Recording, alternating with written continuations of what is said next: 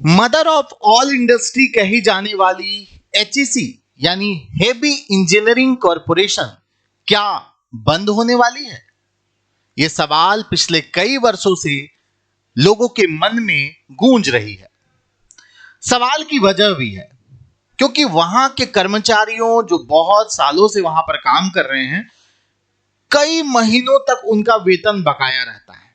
अभी भी बहुत सारे ऐसे कर्मचारी हैं जिनका 15 महीना 20 महीना से वेतन बकाया है, जिसकी वजह से उनको परिवार चलाना भी मुश्किल हो रहा है। तो यह सवाल इसी से उठता है कि क्या इस तरह की परिस्थिति में यह कंपनी आगे चल पाएगी या फिर इसे बंद कर दिया जाएगा।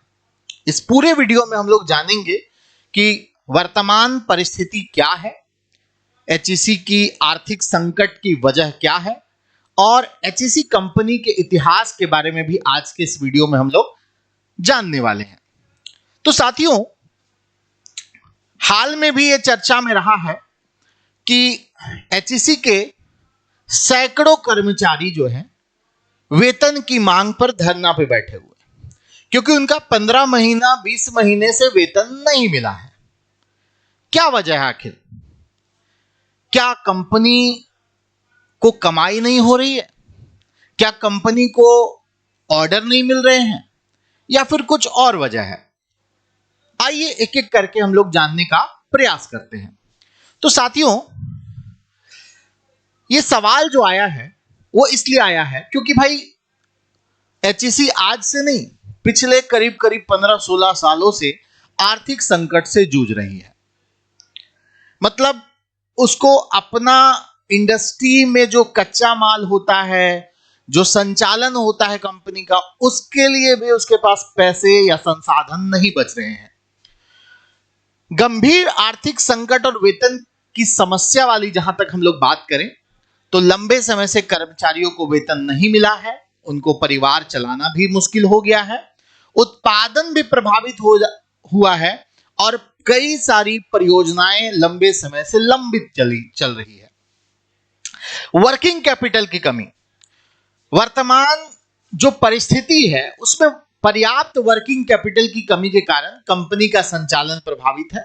ऐसा नहीं है कि एचईसी को ऑर्डर नहीं मिले हैं, एचईसी को ऑर्डर मिल रहे हैं, मगर उस ऑर्डर पर एचईसी काम नहीं कर पा रही है। जैसा कि आप यहां पर देख पा रहे हैं, एचईसी उत्पादन पूरी तरह से ठप, फैक्ट्रियां बंद होने की कगार पर है। अगर यहां पर ऑर्डर्स की बात करें तो देख सकते हैं आप लोग, एचईसी के पास इसरो, भारतीय नौसेना, रक्षा क्षेत्र और कई प्रतिष्ठित वर्क ऑर्डर हैं, लेकिन संसाधनों की कमी के कारण जो है ये समय पर पूरा नहीं किया जा पा रहा है क्योंकि संसाधन की कमी है, वर्क पावर की कमी है, मैन पावर की कमी है। अरे भाई, जिसको 15-15 महीने से वेतन नहीं मिलेगा वो काम भी कैसा करेंगे? और वेतन ही नहीं, वहां पर कच्चा माल के लिए संसाधन चाहिए और भी चीजों के लिए संसाधन चाहिए, वो सब भी उपलब्ध नहीं हो पा रहा है। तो ये ऑर्डर्स का क्या करेंगे? ऑर्डर्स तो आ रहे हैं, अरे भाई नाम है इस कंपनी का, ऑर्डर्स तो आते रहेंगे। अब केंद्र सरकार का इसमें क्या रुख है? क्योंकि ये भारत सरकार का उपक्रम है, तो केंद्र सरकार का क्या रुख है? केंद्र सरकार ने स्पष्ट कर दिया है कि कोई नया हम इसको आर्थिक पैकेज तो नहीं देने वाले हैं। ठीक है, कंपनी को चलाना है तो लंबी चौड़ी जमीनें हैं उसके पास, उसी की वैल्यू निकाल करके उसी को मनी में कन्वर्ट करके उसे आगे बढ़ाए, कोई नया पैकेज नहीं मिलेगा। पुनर्धार की योजना नीति आयोग ने चर्चा तो की थी, मगर वो भी अधर में लटका हुआ है, उसमें भी कोई आगे बातचीत नहीं हो रही है। कुछ समय पहले आप लोगों ने सुना होगा कि एचईसी का विलय भेल के साथ किए जाने पर चर्चा हो रही थी, मगर वो भी बस चर्चा ही हुई, उसके आगे उस पर कुछ भी बात नहीं बन पाई। साथियों, एक समस्या यह भी है प्रबंधन की विफलता, क्योंकि कोई अस्थायी चेयरमैन और मैनेजमेंट डायरेक्टर भी कंपनी का बहुत लंबे समय से नहीं है। किसी न किसी पीएसयू के मैनेजर को, पीएसयू के एमडी को इसका अतिरिक्त प्रभार सौंप दिया जाता है और वो समय समय पर बदलते रहते हैं। तो भाई अगर कोई चेयरमैन या मैनेजिंग डायरेक्टर बार बार बदलता रहेगा तो निश्चित तौर पर वो योजनाएं आगे कैसे बढ़ पाएगी। जो योजनाएं पिछले एमडी ने सोचा, अगला एमडी उसे आकर बदल देता है। ठीक है, तो अस्थाई नेतृत्व का भी अभाव है, जिसकी वजह से कंपनी आगे नहीं बढ़ पा रही है। कोई परमानेंट वहां पर एमडी या चेयरमैन नहीं बन पा रहा है। किसी न किसी कंपनी के चेयरमैन को, मैनेजिंग डायरेक्टर को ही इसका अतिरिक्त प्रभार देकर के चलाया जा रहा है। निर्णयों में देरी हो रही, उसके कारण से जवाबदेही भी तय नहीं हो पा रही। बार बार बदल जाता है मैनेजिंग डायरेक्टर, तो जवाबदेही भी तय नहीं हो पा रही है ना।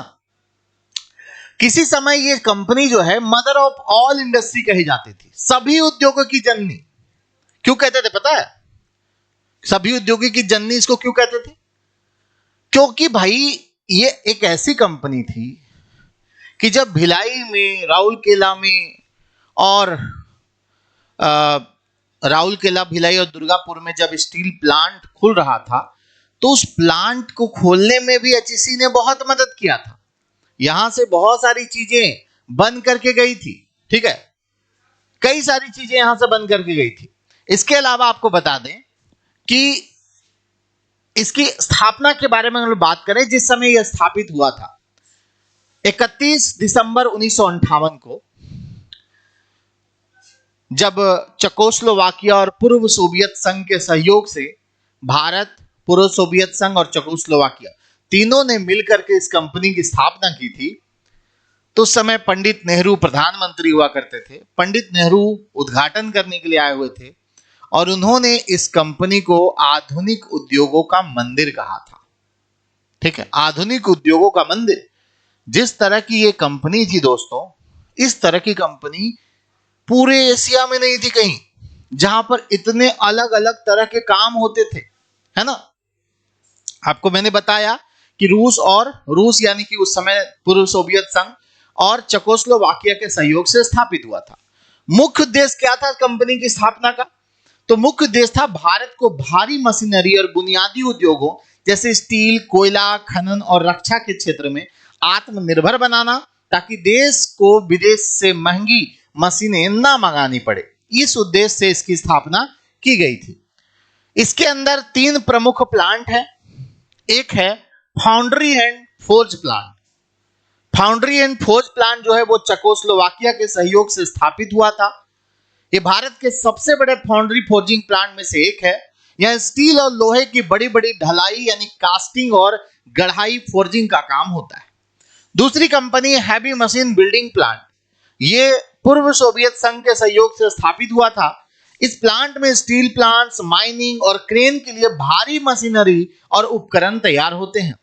तीसरी है हैवी मशीन टूल प्लांट्स। यहां मध्यम और भारी श्रेणी के मशीन टूल जैसे लेथ मशीन, बोरिंग मशीन आदि के निर्माण किया जाता है, जो दूसरे कारखानों में काम आता है। तो ये 3 प्रमुख प्लांट है जिसमें काम होता था। एक समय था जब हजारों कर्मचारी इस प्लांट के अंदर काम करते थे, हजारों रोजगार जुड़े हुए थे इससे।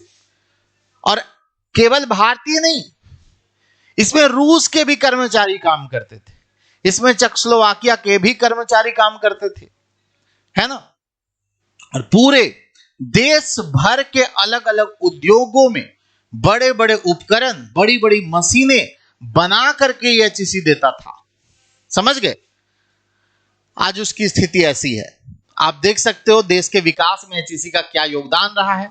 स्टील प्लांट्स की बात करें तो भारत के बड़े बड़े स्टील प्लांट बोकारो, भिलाई, राउरकेला, विशाखापट्टनम का जो स्टील प्लांट का स्थापना हुआ, उसके विस्तार में अधिकांश भारी मशीनें एचईसी के द्वारा बनाकर दी गई थी। ठीक है, इसरो में योगदान देखें तो इसरो का चंद्रयान और अन्य अंतरिक्ष अभियानों के लिए जो लॉन्चिंग पैड बनाए जाते थे और मिसाइल क्रेन जो बनाए जाते थे, वो भी एचईसी से बनकर ही इसरो में जाते थे। ठीक है, रक्षा और नौसेना क्षेत्र में बात करें तो भारतीय नौसेना और रक्षा के क्षेत्र के लिए गियर्स बनाना और अलग अलग जैसे आर्म्स प्लेट, परमाणु पनडुब्बी, इन सब चीजों के लिए विशेष उपकरण एचईसी ने बनाकर दिया है। कोयला और खनन क्षेत्र में भी बड़ी बड़ी जो है कोयला उठाने वाली जो मशीनें होती है, वो सब बना करके एचईसी ने देश को दिया है। तो देश के विकास में, देश के इंडस्ट्रियल डेवलपमेंट में, देश के स्पेस डेवलपमेंट में और देश के रक्षा डेवलपमेंट में भी एचईसी का बहुत ही महत्वपूर्ण रोल रहा है। आज वही कंपनी एक ऐसी स्थिति में पहुंच चुकी है कि वहां के कर्मचारी अपने वेतन के लिए तरस रहे हैं। वहां की प्लांट बंद पड़ी हुई है, वहां के प्लांट्स में इतनी भी संसाधन नहीं बची है कंपनी के पास कि अपने प्लांट्स को प्रॉपरली संचालित कर सके। तो बहुत ही बुरी स्थिति है, इस पर सरकार को विचार करना चाहिए। और इतनी बड़ी जमीन, आप लोगों को बताना चाहेंगे कि आज जो नया विधानसभा भवन बना है, आज जो नया हाईकोर्ट परिसर बना है, ठीक है, ये सारे एचईसी के जमीन पर बना है। और यही सब जो राज्य सरकार ने लिया है, इसी के पैसे से पिछला कुछ बकाया जो है भुगतान किया गया है। समझ गए? बहुत पहले से बहुत लोगों का बकाया था, तो विधानसभा बनने के लिए जमीन दिया, हाईकोर्ट बनने के लिए जमीन दिया एचईसी, तब उससे जो पैसा आया उससे कुछ दिन चला, अब फिर से एक बार आर्थिक संकट से जूझ रहा है। आज आप लोग जानते हो कि मंत्रालय जो बना है, प्रोजेक्ट भवन वगैरह जो है, जितना भी आप सचिवालय भवन जो प्रोजेक्ट भवन के अंतर्गत अलग अलग विभाग है, वो सारे एचईसी के जमीन पर ही बने हैं। तो अब यही विकल्प बच रहा, अगर सरकार इस इंडस्ट्री को वापस से जिंदा करने पर काम नहीं करेगी तो निश्चित तौर पर इसकी जमीनें जो है धीरे धीरे राज्य सरकार खरीदती जाएगी और उसके अंदर अलग अलग कार्यालय, अलग अलग दफ्तर ही बन जाएंगे। इंडस्ट्री जो है वो धीरे धीरे बंद होने की कगार पर चल जाएगा। तो इसीलिए सवाल ये पैदा हो रहा है कि भाई एचईसी जो है क्यों आखिर ऐसी स्थिति में पहुंच गई है कि आज हम लोग ये सुन रहे हैं कि अब शायद कंपनी जो है वो बंद हो जाएगी। आधुनिक उद्योगों का मंदिर जिसे कहा जाता था, जिसे मदर ऑफ ऑल इंडस्ट्री कहा जाता था, आज वो कंपनी जो है बंद होने की कगार पर पहुंच गई है।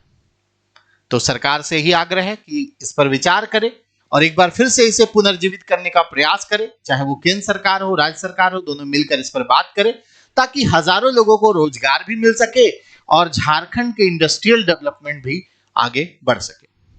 कैसा लगा ये वीडियो आप लोग कमेंट बॉक्स में जरूर बताइएगा। अगर आपको अच्छा लगे तो वीडियो को लाइक कीजिएगा, शेयर कीजिएगा और चैनल में नए हैं तो चैनल को सब्सक्राइब करिएगा। बहुत बहुत धन्यवाद।